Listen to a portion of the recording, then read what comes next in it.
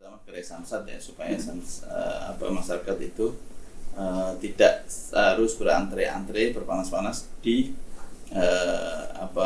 samsat-samsat kita ya. Kalau di gerai kan sambil belanja sambil apa gitu, keluarga bisa sekalian membayar pajak ya, sehingga lebih mudah kita dalam memfasilitasi masyarakat untuk membayar pajak ya. Itu kita dorong Bapenda terutama untuk membuat banyak inovasi supaya masyarakat itu nyaman untuk melaksanakan kewajibannya membayar pajak ya. Oke. Dan sejauh ini memang tingkat masyarakat untuk membayar pajak, tingkat awareness-nya.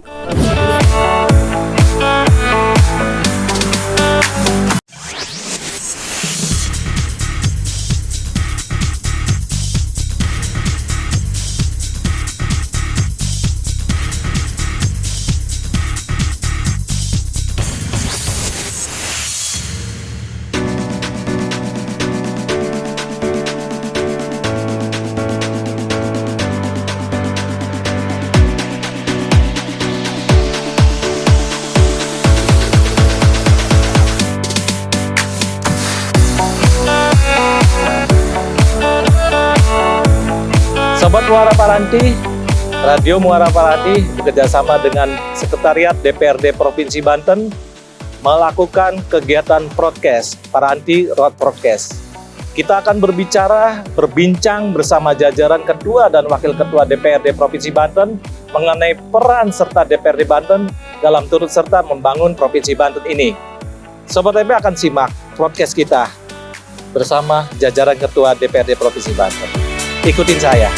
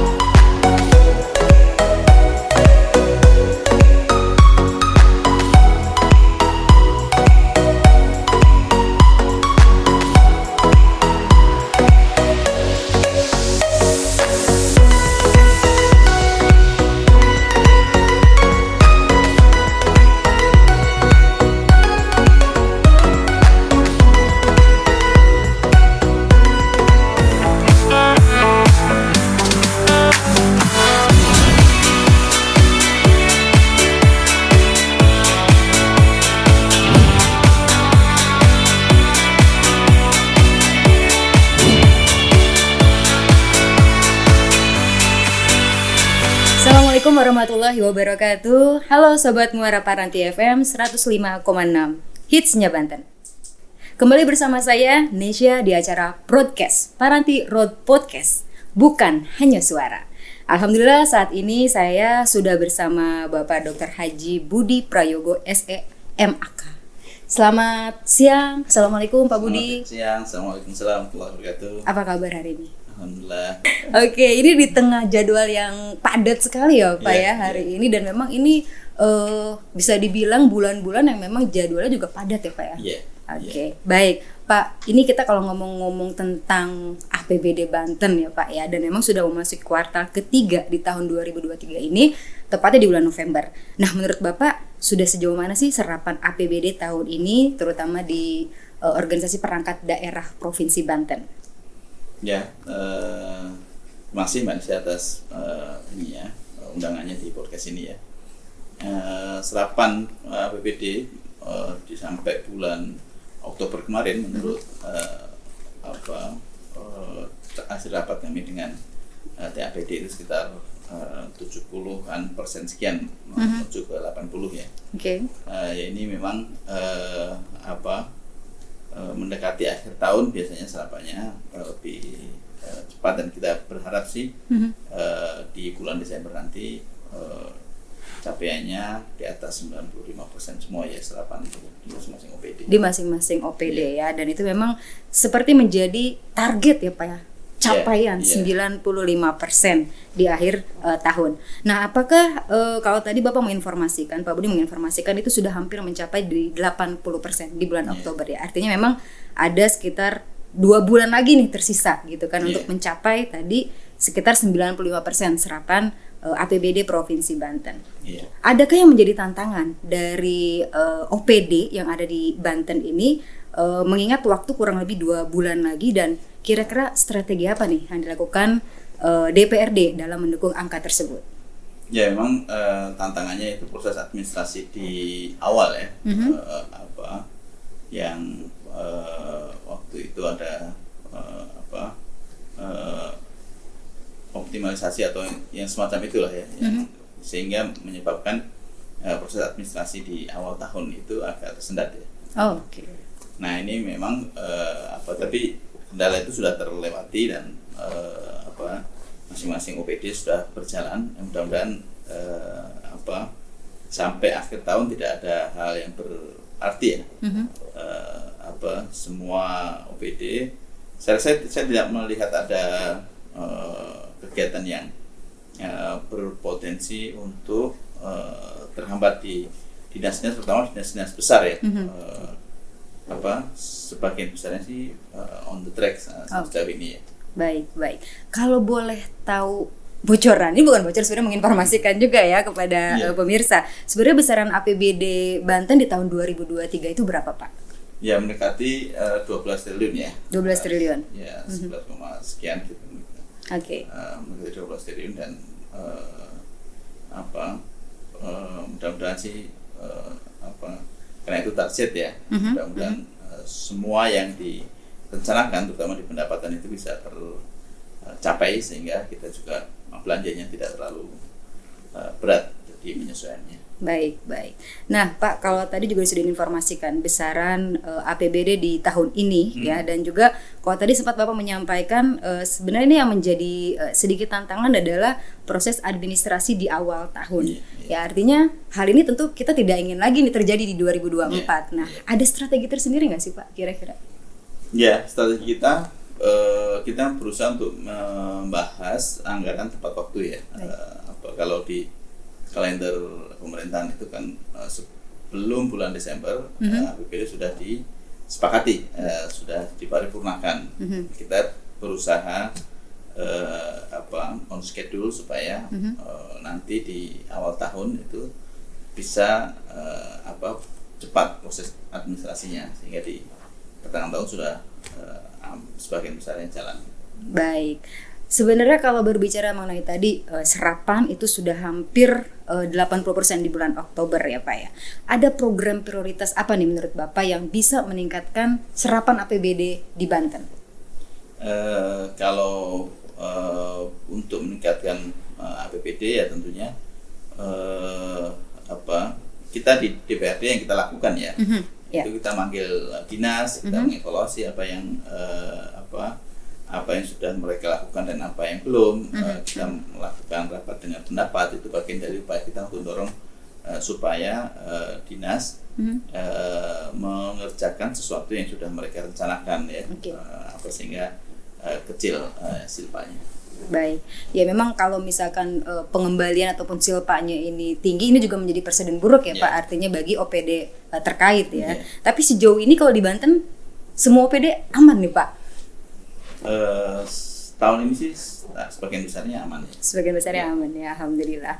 Nah tadi memang berbicara mengenai serapan APBD dan tantangan peningkatan serapan APBD serta peluang. Menurut Bapak nih, dari kacamata Bapak, yang Bapak lihat, itu seperti apa sih Pak? Ada peningkatan serapan dan peluangnya seperti apa ini? Ya kalau peningkatan serapan itu memang berawal dari perencanaan ya. Kalau perencanaannya baik, pasti nanti program itu akan mudah dilaksanakan ya. Kemudian tidak ada kebijakan-kebijakan baru yang muncul di perjalanan gitu. Itu pasti akan membuat serapannya juga baik gitu. Kemudian memang program yang direncanakan itu menjadi prioritas yang dibutuhkan di Provinsi Banten, pasti juga realisasinya juga akan baik juga gitu. Oke. Nah, perencanaan yang baik dan juga tidak ada kebijakan baru yang muncul nih dari pusat. Artinya itu juga akan mempengaruhi terhadap serapan di daerah ya Pak. Tapi untuk 2023 ini sejauh ini memang tidak ada ya Pak ya. Atau ada kebijakan yang muncul di tengah-tengah gitu terkait isu-isu tertentu? Ya, di awal tahun ada semacam optimalisasi gitu ya. Sempat ada polemik tapi sudah selesai, kita sudah rapat, kita di agenda WD perubahan sudah kita rapihkan gitu. Baik. Dan memang kalau berbicara mengenai peningkatan serapan, artinya teman-teman OPD juga kalau tadi Pak Budi menyampaikan bahwa salah satu fungsinya DPRD adalah memang memanggil teman-teman OPD terkait serapan-serapan tersebut. Sejauh ini teman-teman OPD juga sudah mengikuti arahan-arahan dari DPRD, Pak? Ya, komunikasi kita dengan OPD baik ya, dengan APD maupun dengan OPD sejauh ini baik ya, sehingga kita saling support, saling mendukung untuk agenda-agenda perbaikan itu. Oke, baik. Artinya memang ini adalah hal yang memang harus tercipta dengan baik, karena legislatif, eksekutif, yudikatif dan semuanya juga bisa mendukung program-program pemerintah khusus di Banten. Pak, kalau tadi kebijakan baru nih ya, sejauh ini memang kebijakan-kebijakan di pusat adakah yang menjadi tantangan tersendiri? Kalau saya bilang bukan kendala mungkin ya, karena kalau kendala jadi kita mikirnya jadi kayak vibes-nya negatif gitu, tapi menjadi tantangan tersendiri untuk serapan di Banten. Ada nggak sih Pak sejauh ini? Ya, waktu COVID aja itu kan ya. Saat COVID. Model-model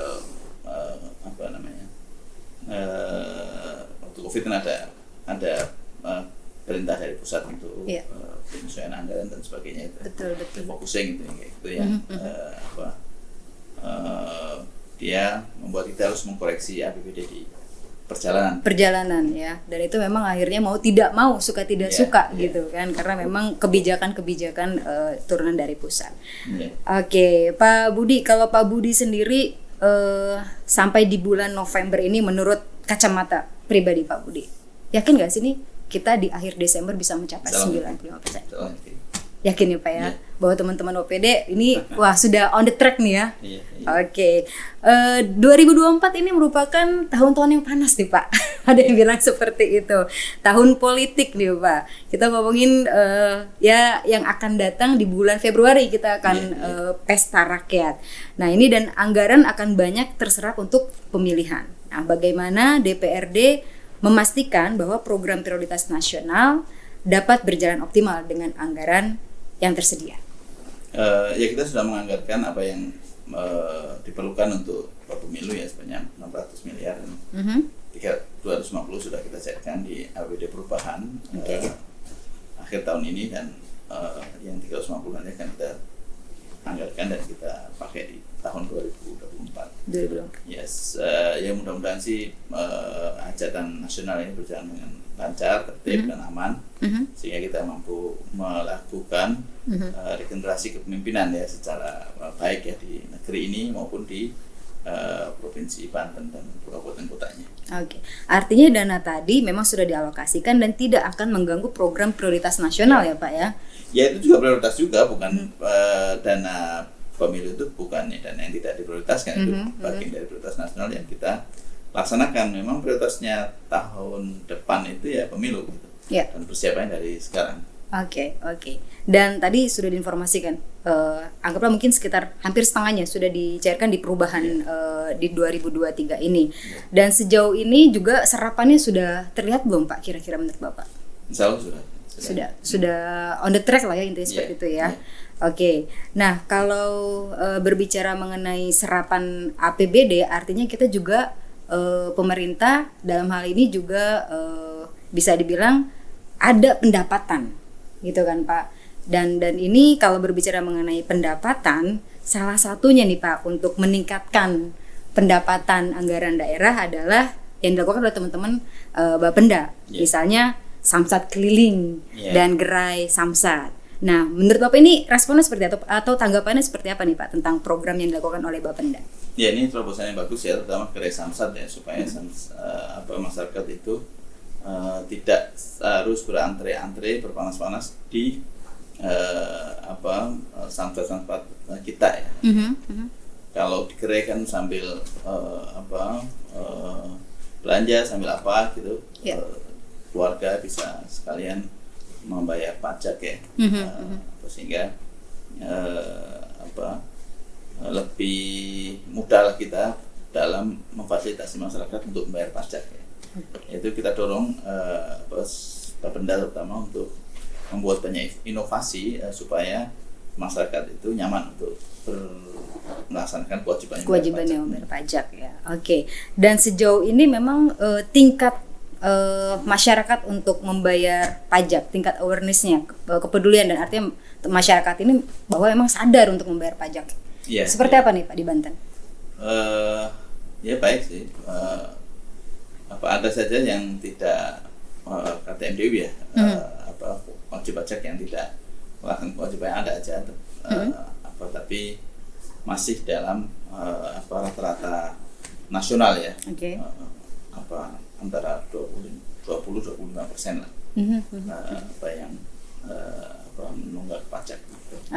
Ada terobosan nggak sih Pak kalau bagi tadi warga yang nunggak pajak nih? Ada strategi nggak yang kira-kira menurut Bapak ini bisa dilakukan dan akhirnya terobosannya ada di Bapenda ya, mungkin Bapenda sudah berupaya untuk membuat fitur-fitur di gadget ya, di handphone ya, supaya bayar pajak ini bisa lebih mudah. Tapi tentunya ini berkoordinasi dengan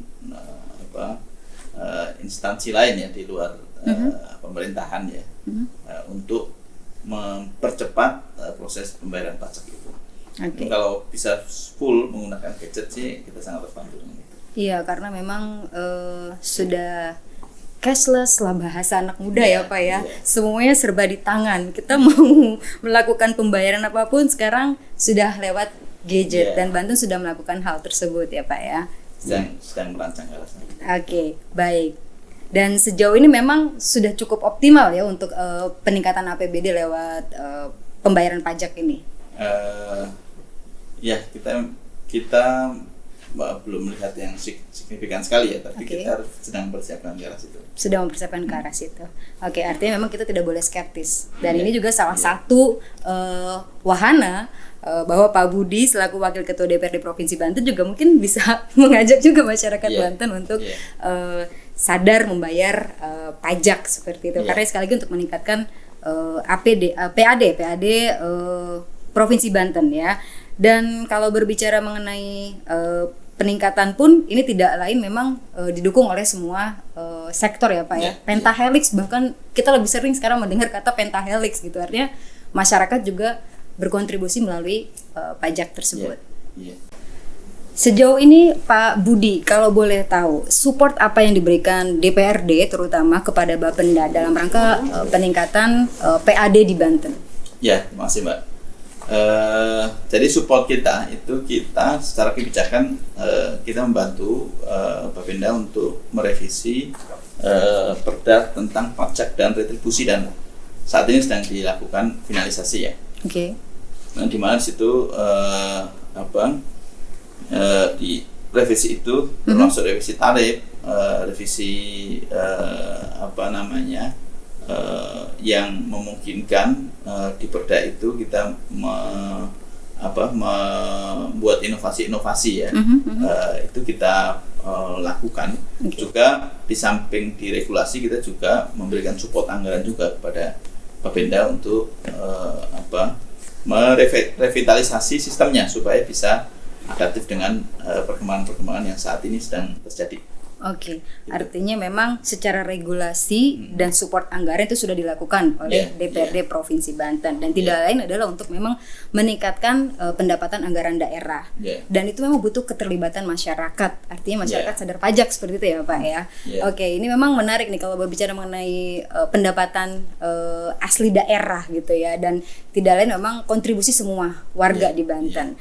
Baik Pak Budi, mengingat waktu Pak Budi ini kita memang beliau sangat sibuk sekali apalagi di akhir tahun ini ya Pak Budi. Terima kasih banyak ini sudah meluangkan waktunya untuk bisa ngobrol. Ada closing statement silakan Pak Budi. Closing statement buat seluruh masyarakat ya, terutama masyarakat Banten ya.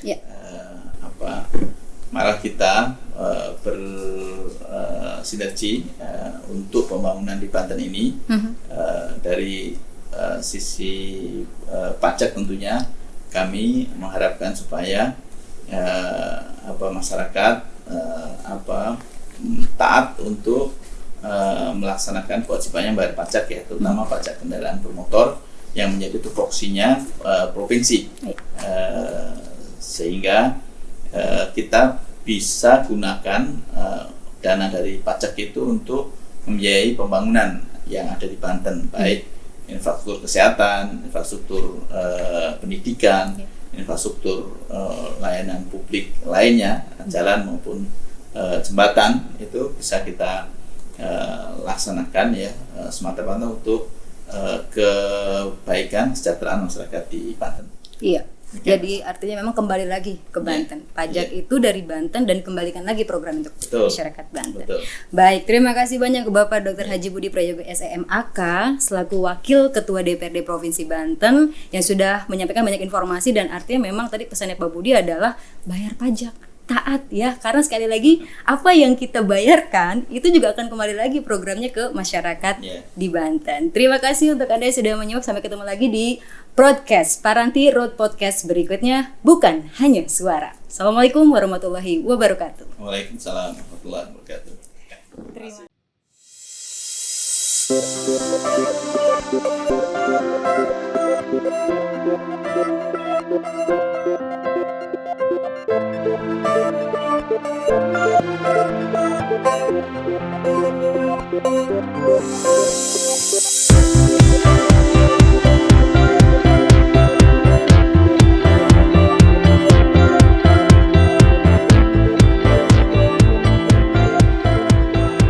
Banten adalah sebuah provinsi di ujung barat Pulau Jawa yang dulunya menjadi bagian dari Provinsi Jawa Barat.